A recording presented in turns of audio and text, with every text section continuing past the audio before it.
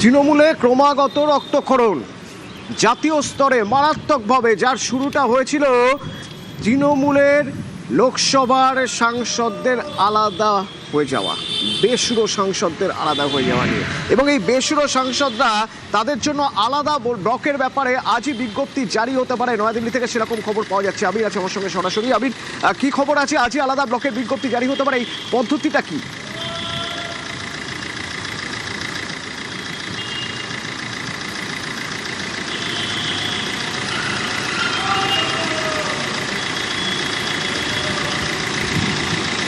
আবির, শোনা যাচ্ছে?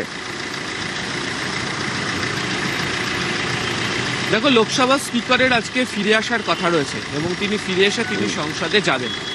ইতিমধ্যে যেটা খবর যে তৃণমূলের যে বিদ্রোহী ব্লকে যে সমস্ত সাংসদরা রয়েছেন তাদের তরফ থেকে ইতিমধ্যেই একটি চিঠি লোকসভা স্পিকারের কাছে জমা দেওয়া হয়েছে এবং সেই জমা দেওয়া চিঠির পরিপ্রেক্ষিতে আগামী দিনে কি ব্যবস্থা গ্রহণ করা হচ্ছে সেটা দেখা হবে। এক্ষেত্রে দাঁড়িয়ে হচ্ছে বিদ্রোহী ব্লকের একটি বড় অংশ, যেহেতু সংখ্যাতত্ত্বের দিক থেকে তৃণমূল কংগ্রেসের যে মোট লোকসভার সাংসদ তার মধ্যে একটা বড় অংশ তারা একযোগে একদিকে রয়েছেন, ফলে তাদেরকে আলাদা করে পরিচয় দেওয়ার ক্ষেত্রে সে অর্থে কোনো বাধা নেই বলে সংসদীয় রাজনীতি সম্পর্কে যারা অভ্যস্ত তাদের তরফ থেকে বলা হচ্ছে। দ্বিতীয়ত, যে কোনো আইনসভার ক্ষেত্রে, বিধানসভায় হোক বা লোকসভার ক্ষেত্রেই হোক, এক্ষেত্রে স্পিকারের সিদ্ধান্তই চূড়ান্ত।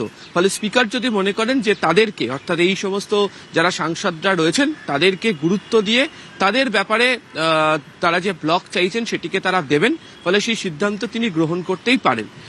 আর একটা উপায় খোলা রয়েছে, যেটা আমরা দুদিন আগেই বলছিলাম, যে রাজ্য বিধানসভার মতো যদি লোকসভার মধ্যেও যদি দেখতে পাওয়া যায় যে কোথাও গিয়ে ফ্লোর টেস্ট করতে হবে, সেই ফ্লোর টেস্ট করার মতো জায়গাও সাংসদদের তরফ থেকে রয়েছে। অর্থাৎ স্পিকারের তরফ থেকে তাদেরকে বলা হবে যে আপনারা যে একযোগে রয়েছেন এবং সেটি 2/3 হয়ে রয়েছেন বা তার বেশি রয়েছেন, তার প্রমাণ সংসদের মধ্যে দিন। ফলে সেক্ষেত্রে দাঁড়িয়ে ফ্লোর টেস্টের ক্ষেত্রে তারা যদি প্রমাণ করে দিতে পারেন, ফলে তাদের কোনো ধরনের অসুবিধা হবে না। অতনু, তুমি জানো যে গতকাল কি হচ্ছে, কল্যাণ বন্দ্যোপাধ্যায়, কীর্তি আজাদ, তাদের তরফ থেকে অবশ্য উল্লেখ করা হচ্ছিল, তারা যেটা বলছিলেন সেটা হচ্ছে যে আলাদা করে কোনো ব্লকের একই দলের মধ্যে থেকে অনুমতি দেওয়া যেতে পারে না, বা এই সংক্রান্ত বিষয়ে বেশ কিছু মামলা হয়েছিল, সেই প্রসঙ্গের রেফারেন্স তারা বারবার ধরে টানছিলেন। তবে এক্ষেত্রে দাঁড়িয়ে যারা সংসদীয় রাজনীতিতে দীর্ঘদিন ধরে কাজ করছেন তাদের বক্তব্য যে স্পিকার যা সিদ্ধান্ত নেবেন সেই সিদ্ধান্তকেই চূড়ান্ত বলে মেনে নিতে হবে।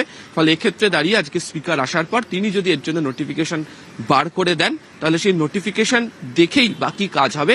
প্রয়োজন পড়লে সংসদের মধ্যে তাদেরকে ফ্লোর টেস্ট দিয়ে তারা তাদের প্রমাণ করে দিতে পারবে।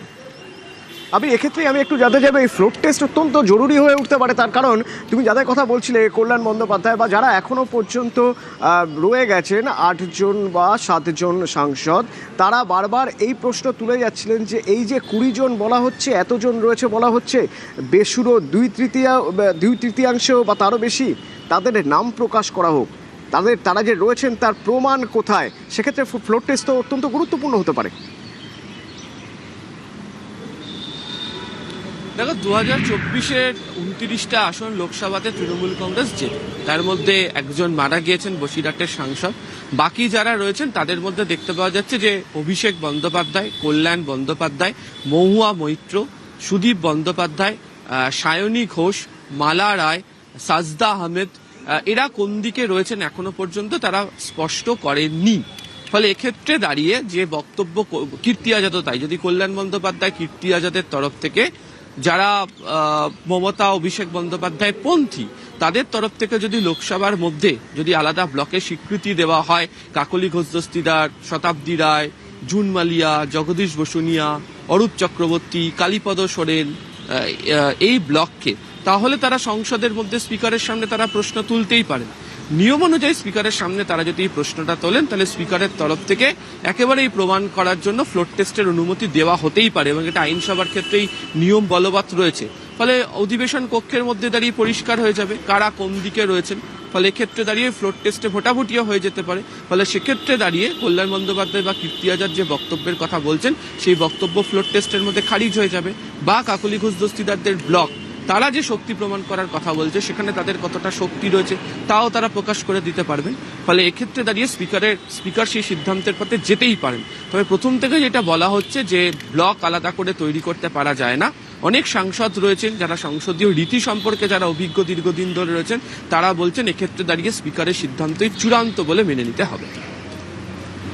ধন্যবাদ আবির। এবং 3 দিনের মধ্যে যেন একটা ঝড় বয়ে গেল দিল্লিতে। হ্যাঁ, আজ আলাদা ব্লক তৈরি হয়ে যেতে পারে, তৃণমূলে যারা বেসুরো তাদের জন্য আলাদা ব্লক নিয়ে আজই বিজ্ঞপ্তি জারি হয়ে যেতে পারে।